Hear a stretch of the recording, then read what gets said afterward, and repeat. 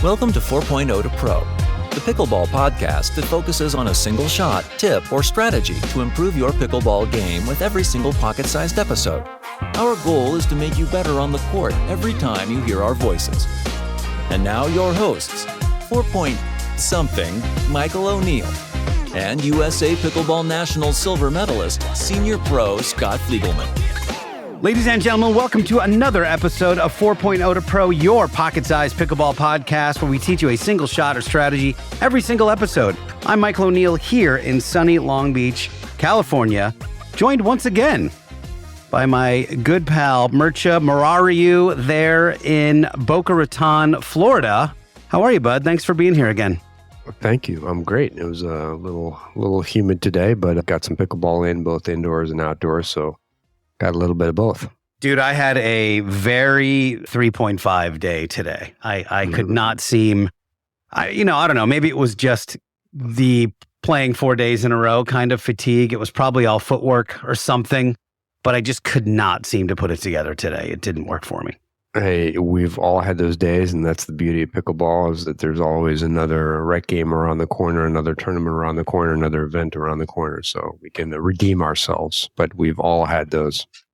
Well, a couple days off then for me, and maybe I'll have some fresh legs, in a couple days. You mentioned something this week, which I thought was really, really interesting. Now, for those of you who didn't catch last week's episode, Mircea is really one of the, he held a number one ranking senior pro for about a year in, 2023, 2022? 2022, and APP Tour. That's crazy. That's just as obviously as high level as it gets, but also a lot of time coaching J.W. Johnson, Dylan Frazier, Georgia Johnson, MLP. Like there's a lot going on there that you've had the chance to really be exposed to the highest level play. And certainly when you talk about JW and Dylan, those guys have been, I don't know what the stats are compared to the Johns brothers in the last 365 days, but I bet they compare favorably to them. They've done very well. Well, they're the top ranked doubles team right now. Dylan, by virtue of playing, I think one or maybe two more tournaments than JW, is the number one player in the world right now in doubles on the PPA Tour. So those guys have been consistently making finals and consistently winning as well. So, well, they're lighting it up. And you mentioned earlier this week, you sent me a text and said, I would love to talk about strategic advancement to the non-volley zone. And we've spoken on this show a number of times about general concepts, like your partner is dropping a third. We use red light, green light to either attack that drop if it's good, or it's a little high. Let's batten down the hatches, get into our stable base, get into our defensive mode because it's coming back hot. But what you're suggesting is a very advanced combination of multiple factors. And this is something that you would use with a regular doubles partner, or at the very least, if you're playing rec with someone who has, a student of the game, more advanced mindset. These are some things that you could discuss before you start playing. Yeah, and it's really critical that you discuss these with your partner, and you can do this very quickly. And say, hey, listen, why don't we start off driving or dropping to the person that's moving, the person that's returning, where we have space and room and they're also moving, so we have more traction than we can get up. And that's really the simplest thing. It's, I don't know how long it took me to say that, but you literally say that to your partner as you're walking out to the rec game. Right. And at some point, you hope that you're both familiar with that concept in general.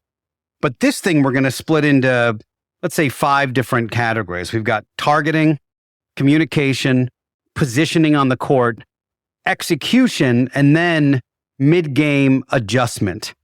So why don't we start initially with targets, which is where are you going to hit your thirds? Now, our default is to hit the third to the person that's coming up who just returned that ball, obviously.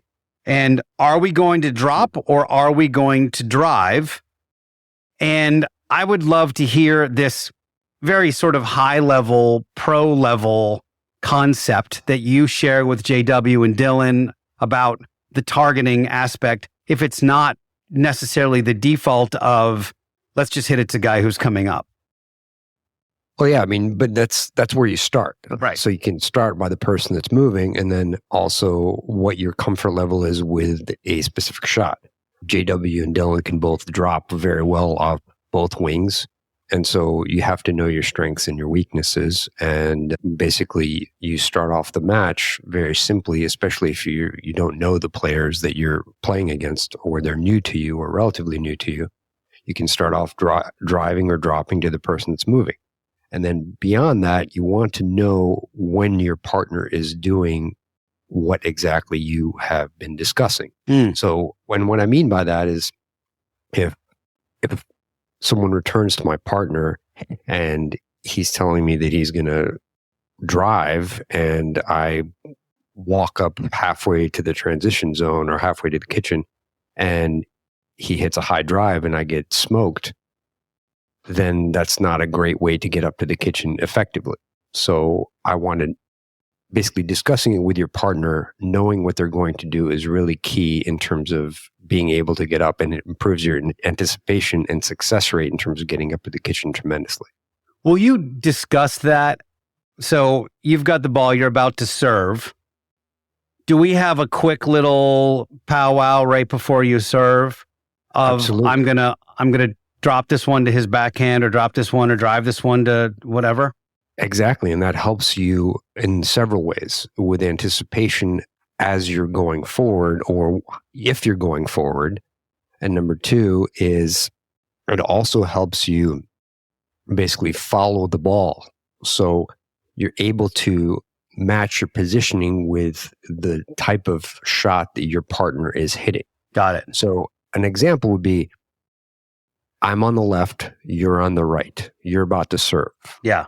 So you are serving to the person on the right. We're starting the game. So Michael, what I'm going to do if I get the third, I'm going to drive it to the guy that's coming up. I'm going to drive it to his backhand, and then hopefully we both stay back, and then we get an easier fifth. Right. And then we go from there. And then I would essentially do the same thing. Would we agree on, okay, if one of us gets the third, we're driving to this guy's backhand? Correct. Generally. Correct. And then as the game evolves, we could learn something about either that person's backhand or forehand, or their partner's backhand and forehand. Exactly. That's how you analyze the player's weaknesses and strengths. And that's one of the primary functions of coming up with a successful strategy at the beginning of the game, or at least a strategy. It might not even be successful. It doesn't have to be successful at first. If it is, obviously, if you're getting up to the kitchen every time, then you don't have to adjust. Right. But so that's really one of the main things that you want to do, is analyze if your strategy is working. We've discussed this before, which is almost like when you're serving, you have to win 2 points. The first point is just getting to neutral, just getting to the non-volley zone is its own success. Like, congratulations, now you actually get a chance to play ball and earn this point that you've just started. But that can be very difficult sometimes. The second part is, I think that on a root level, we've all done this, but we do it with a specific thing. We'll say something like, all right, let's shake and bake this time. And that puts both of us on the same page. Whoever gets the ball is going to hit a drive, and the other person's going to hopefully try to attack that pop-up and put it away. That is a very rudimentary version of this. And what we're discussing today is a much more high-level strategic thinking, correct? Correct. And let's take the perfect example of shake and bake. So let's say we're playing a higher level opponent. We're playing against Scott Moore, and you serve to Scott Moore's forehand, and he hits a very deep penetrating return, and it lands a foot inside the baseline. Is it likely going to be effective if we shake and bake? If I'm basically pushed back and I have to basically position myself 12 feet behind the baseline to basically get a good drive, it's not effective. So what I would say to you at the beginning of the match, hey, Michael, if someone returns to me and it's really deep, I'm going to most likely drive it 50 to 60%, and I'll try to keep it low, but you stay back. All right? Got it. If I get a short return or you get a short return, then we implement the shake and bake. Right. So and I see this all the time, someone will hit a deep return. The partners have already decided to shake and bake, or even if they haven't talked about it, someone returns to, let's say me, for example, and my partner basically goes and sits in the middle of the transition zone, and if I don't hit a great third, and I think Scott has used this before, like, let's just do pretty good. Yeah. And it doesn't have to be perfect. But if I don't hit a good shot, then You're you toast. are a target. Yeah. So you don't want to become a target when you don't need to. So there's no plan. Communication. The issue is there's no plan B there. There's no if then.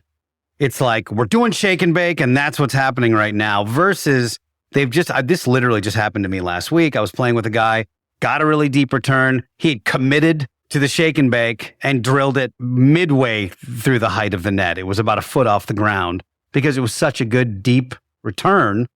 There's not anything you can do with it. Exactly. So at that point, he needed to just get it over the net and live to tell the tale. And all bets were off with the shake and bake. And that also actually happens with the fifth and the seventh sometimes. Right.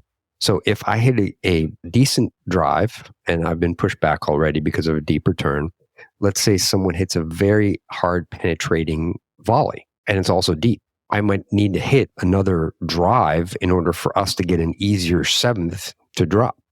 So again, we kind of go back to adjustment, and you're obviously playing opponents. So the opponents don't always give you exactly what you want. But if I communicate with you, I said, if someone hits a penetrating fifth, just stay back. And then this is what I'm going to do. That helps you in terms of your court positioning and you won't make yourself a target and we will likely be more successful. So if we're going to evaluate, I always think of this like a early stage MMA or football where they're running plays just to find out what the other team's going to do in certain situations.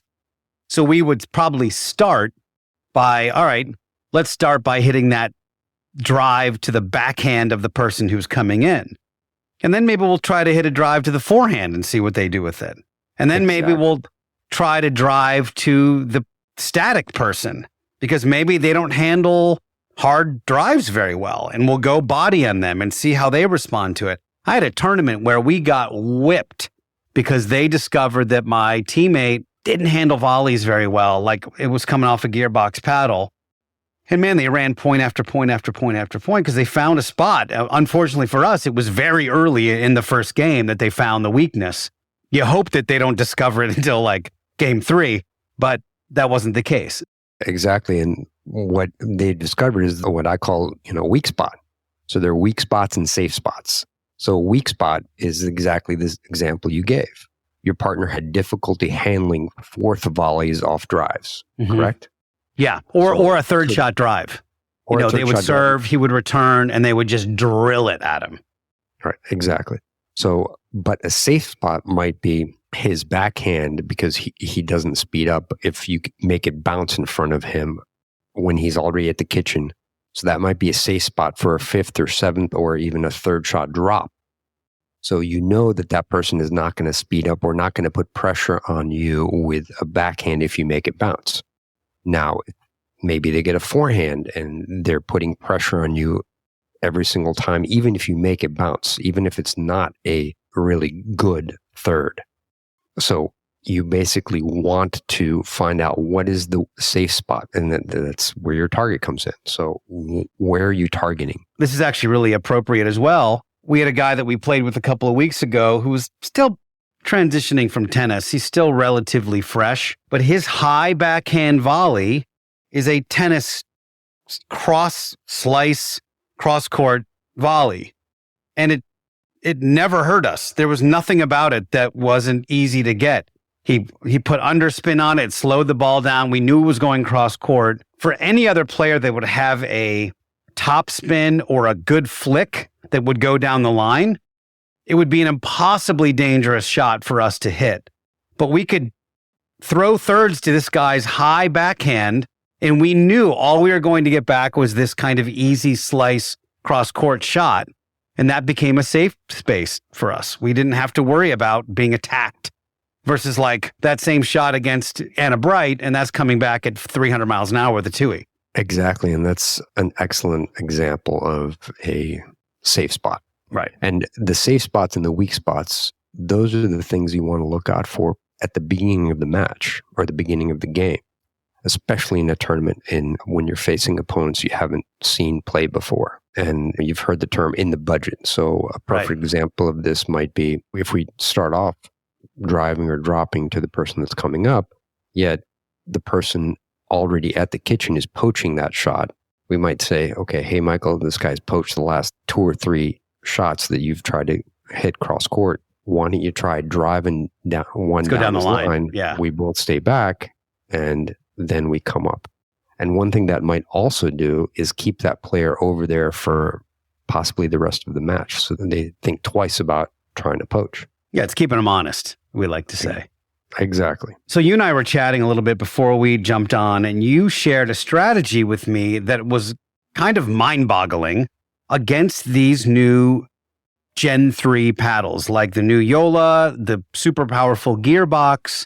And I think we all face them on rec. And, whenever I'm in a hands battle with them, I'm like, I cannot believe how fast this thing is coming back on me. I just hit it to you and it's already back in the middle of my chest. But you really shared something that was really interesting strategically to counter those paddles. And I would love for you to share that with these guys. Well, we're going to stick to the topic of trying to get up to the non-volley zone. So with respect to that, I've noticed that when you drop to people that have the new Gen 3 paddles, they can generate quite a bit of spin and power. So when you drop, the ball is slower, and even off the bounce, people can take those and really put a lot of pressure on you by hitting the ball hard and with spin at either yourself or your partner at your feet. But what they have difficulty with is drives. So when you hit a third shot drive, basically they have to just block it back. They can't swing through it. So when they swing through it, the ball tends to pop out. So if it's really high, if you hit a high third, or even sometimes when you make a third bounce in front of them, they can really generate a lot of pace and spin off those. So what I found is effective is if you hit a medium pace third shot drive, and you obviously it's beneficial if you keep it relatively low, but as long as you make it, when people are coming up to the kitchen or the non-volley zone, they have to just block it. So you typically get easier fifths. So I've implemented that as a strategy with some of the pro players that I coach, and it's been generally very effective. So the moral of the story is, if they have a super powerful poppy paddle, instead of, all right, let me take a bunch of pace off, they don't need your help with the pace. They got all the pace they need. A little wrist flick and the thing flies. But if you have the ability to rip it at them, especially if they're in transition zone, they've got to figure out how to mitigate all of that pop of the paddle as well as the pop of the shot you just hit. Consequently, you may get yourself a nice juicy pop-up or something along those lines by staying on the offensive and attacking versus being more passive or scared of that thing. Exactly. And you have to be aware also when you're dinking, you're being offensive, that if you attack those paddles, it's beneficial if you do it from high to low, like most other times, but generally even those, it's particularly more important with those paddles. Let's talk about positioning on the court. You've now had a nice bit of communication with your partner. Let's say you're maybe into game 2. So you've seen where your safe spots and your weak spots are. And I'm sure you've adjusted to your own self as well. But I'm curious about the positioning aspect in regards to, I'm dropping to the left, I'm dropping to the right, I'm driving to the left, I'm driving to the right, that kind of thing. What is the read? Is it just all feel? Or are there a couple of general rules that we can follow to maybe have a little more of a pro type advancement to the net? Well, it depends on a few things, but primarily your skills. So if you have a great inside out forehand drop, if that's your shot, you can keep hitting that as long as you're hitting it to a safe space and you're not getting down in the point and you're able to advance to the kitchen. So all these strategies that we talk about don't override the general principle of hitting the best shot that you have right at the time. So if you're trying to force a particular shot and it's not working, then it doesn't do you any good. So that being said, in terms of positioning, what I like to do if I'm coming up from the left or the right, if I'm dropping or driving cross court and I'm trying to advance to the kitchen, I'm generally following the path of the ball, kind of like in tennis, like when you're approaching and you hit the ball down the line, you just don't go stand in the middle of the court. You stand a little bit to the right of midline because that's where the flight path is, and that's where your best angles are in terms of being able to get the next volley and basically cut off the passing shot. So it's kind of the same thing. You and your partner want to know who is going where. So if you are on the right and I'm on the left, and I'm serving to the person on the left, if they return the ball to me, if I drop that way, so if I drop inside out, if I drop cross court, I'm basically following the path of the ball, so I will be taking the balls in the middle. So if the fourth ball is basically poked down the middle from that left side, and I'm the left side player, I'm going to be taking that ball. And it's the same thing vice versa when you approach to the right side. So again, all these concepts basically are intertwined where we communicate, and if we don't communicate, then our positioning isn't going to be good. So, and we're not going to be successful. But if we communicate and I know where you're advancing, where you're moving, and also where you're hitting the ball, we are far more likely to be successful. Well, I really like this idea of following the path of the ball. One thing I've been caught on a little, especially if I'm playing left side, is I tend to play really big in the middle. So I'm really looking to attack a lot of those middle balls. But if that right side player goes behind me and goes down the line, I'm vulnerable to that. That's a thing that I am, mostly because I'm not relying on my teammate to be big in the middle. So if he serves, I'm playing left, he's playing right. He serves cross court, let's say it's 0-0-2, and they return back to him, and he drops it to that, again, sort of caddy corner, back to the person who just returned it. So it's cross court, cross court, cross court. My line is exposed if I play big in the middle in that case. So I've got to maybe be a little more neutral in my left side box. And if he follows his drop in, he's a little in the middle now. He's making them either hit a really aggressive, sharp cross court dink to go wide on his side, which, okay, if you got it, great. But we've just cut off 75% of the angles by him being in the middle and being a little more imposing in that space. Is that what you're trying to say?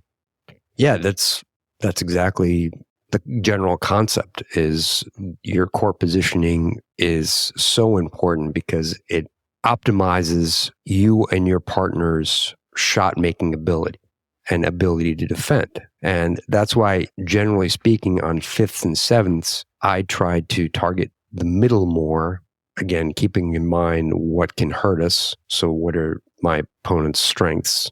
How are they going to put pressure on us? But when you drop those fifths and sevenths in the middle, that basically maximizes the court geometry. So you kind of shrink the court. Right. So you're not giving them the angles that they would have otherwise. Exactly. Because if I'm coming up on the left and I'm coming up a little bit towards the midline and someone tries to hit a very aggressive shot to my left or to my backhand, odds are that ball is going to go out. Yet if they go on the middle, I'm there to cover it. Right. So, if they hit a ball on the line, cross court past my backhand, then I'd just say, hey, it's a great shot. Right. But one important thing that I want to emphasize is that when you hit the ball cross court, it doesn't mean you're hitting it in the sidelines. So when you hit the ball cross court, you can aim for the midline. Yeah. And basically it'll get to where you want to go with a really good margin for error. Right. A lot of times people think, okay, I'm going to drop or dink cross court, and they aim for the highest part of the net and the sideline. And they either hit it in the net or it goes wide, and they're like, oh, I'm just trying to dink cross court or drop cross court. So again, when you're hitting cross court, you can go either in the midline, aim at the midline, or just slightly to the right of midline or left of midline, depending on which side you're on. You don't have to hit the sidelines. And that goes back to the concept we mentioned last time, is that I really like to take 10% of the sidelines off of my repertoire. So if I hit something wide, or if I hit something on the line, it's really an accident. So you might hit it in the net, you might hit it deep, but you generally don't hit it wide. Yeah, I still have to get that burned into my head because it ain't there. I'll tell you that after today. Before we wrap this up, I want to ask about the communication mid-game. How often are you discussing with your teammate, let's drive this one, let's drop this one, let's drive it left, let's drive it right, let's drop it left, let's drop it right. Let's say you're in game 2 now, you've done a lot of your recon, you know what's what, you know where your safe spots are, you're in mid-game, you're adjusting. How often are you guys discussing, like, where's it going and what are we going to do with this next ball? Is it every play? Is it often? Honestly, it's almost every time. Wow. Unless we have a defined target that we are having success with 98% of the time. That's a revelation to hear that. It's incredibly helpful to know where your partner is hitting the ball, especially on thirds, and how they're hitting the ball. Wow. That is really, I don't know about you guys, but I'm pretty blown away by that. That's pretty. No, my most successful partnerships have been the ones where we communicate the best. And when we know what the other partner is doing and the partner knows what I'm doing, it's incredibly beneficial in terms of anticipation, core positioning, maximizing your strengths, and basically targeting the opponent's weaknesses, which really fundamentally winning pickleball really comes down to. Man, I'll tell you, that is, I'm almost speechless how much of a revelation that is. I've never done that at any level, at any tournament. We'll say, shake and bake, but I've never discussed on a regular basis, like, this is going to be a drop, this is going to be a drive to blank. We've discussed it in a general term, like a blue shirt guy can't handle a backhand drive. Like, I'll say something like that, but it's never been specific to this particular point. If you get the ball back, hit a drive to his backhand, and I'll be ready for the next ball. But of course, it makes tons of sense when you say it out loud. Yeah, and obviously you can't hit that spot every time. So you have to have a little bit of leeway and understanding that your partner might not exactly get the return that you anticipate. But if you have a general idea, and a perfect example is, like I said, if someone hits a really deep return, I'm most likely going to drive rather than try to drop off my back foot and get you crushed. But a more important thing is that I know that you're not running up 10 feet into the court when someone hits a really deep shot or deep return to me. I'm not under tremendous pressure trying to not to get you killed. So it doubles down on the fact that I already have a very hard return to deal with as it is. And then I see you up there, so I feel even more pressure to hit a perfect shot, which we all want to do. But again, very good or adequate is just as good as perfection in pickleball most of the time. For me, it's just so important that people don't make themselves targets when they don't need to. Yeah. There's no rush to get to the kitchen. So if you see the best players, sometimes it takes them 5th, 7th, 9th shots to get up there. And it's much easier to get up and defend when you're both back or coming up together.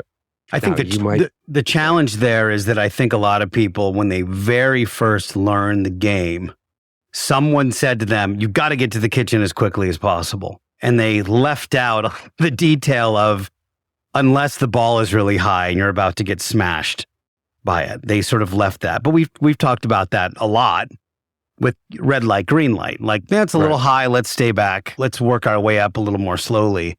And I brought up an example a long time ago about Riley Newman and Matt Wright when they were playing together and watching them just get shelled from the baseline.